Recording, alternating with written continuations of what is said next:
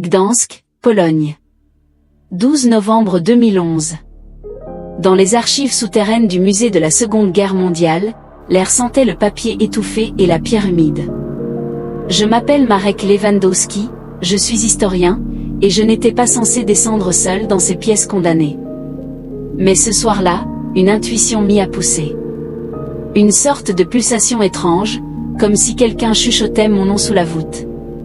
Cela faisait des mois que je fouillais des dossiers liés à la dissolution des services secrets polonais. Tout était silencieux, jusqu'à ce qu'un battement creux, un toc isolé, résonne derrière une vieille armoire métallique. Curieux, je l'ai déplacé avec effort. Derrière, un coffret en fer, rongé par le temps. Je l'ai ouvert. À l'intérieur, un carnet noir, sans titre, ni signature. Les premières pages étaient datées d'août 2001.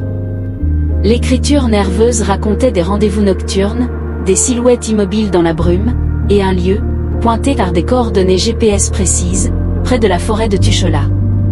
Mais plus je lisais, plus l'air devenait dense, presque chargé d'une présence invisible. Car quelque chose n'allait vraiment pas. Les phrases décrivaient des scènes de ma propre vie. Des détails que je n'avais jamais racontés à personne. Le tic-tac si particulier de la montre héritée de mon père. Mon habitude de passer la main dans mes cheveux quand je suis nerveux. Et même ce geste exact que je faisais à cet instant précis, aime humidifier les lèvres avant de tourner une page. J'ai reculé instinctivement. Le carnet vibrait légèrement entre mes doigts, ou peut-être était-ce ma main qui tremblait.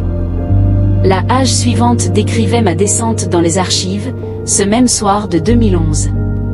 Mot pour mot.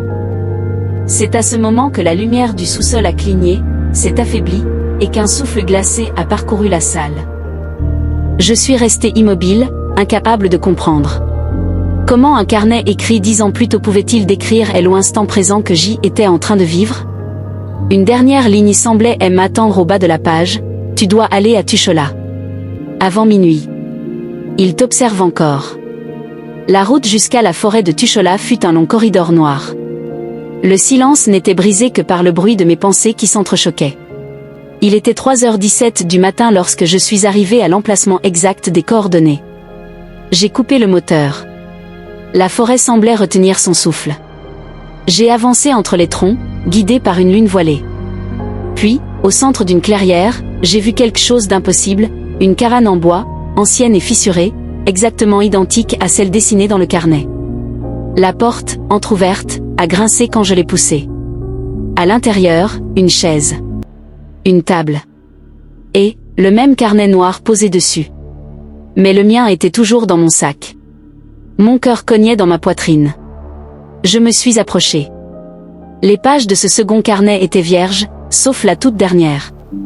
Une seule phrase y était inscrite, dans une écriture que je ne connaissais que trop bien, la mienne. Tu écriras ce que tu vis. Comme je l'ai fait avant toi. J'ai senti mes jambes se dérober. Le carnet que j'avais trouvé. Était-ce le mien? Étais-je déjà venu ici, dans un autre temps, piégé dans une boucle que je ne comprenais pas? Soudain, un craquement a résonné dehors, comme des palans dans les feuilles mortes. Je me suis retourné brusquement. La cabane semblait rétrécir autour de moi, ou peut-être était-ce mon souffle qui manquait d'air. Dans l'angle sombre, juste derrière la porte, une silhouette indistincte a commencé à se former. Haute, immobile, presque humaine, mais trop fixe pour être vivante. La silhouette a murmuré d'une voix grave, qui semblait venir de partout à la fois. Nous te suivons depuis 2001, Marek. Personne ne sut jamais ce qui arriva ensuite. Au petit matin, la clairière était vide. La cabane avait disparu. Seul un carnet noir fut retrouvé sur le sol humide de la forêt. Et sur la dernière page, la phrase avait changé, quelqu'un d'autre lira ceci. Et il viendra. Et tout en bas, une date, comme si elle venait d'être inscrite, 12 novembre 2021, 3h17. Exactement 10 ans plus tard. Merci d'avoir écouté cette histoire jusqu'au bout.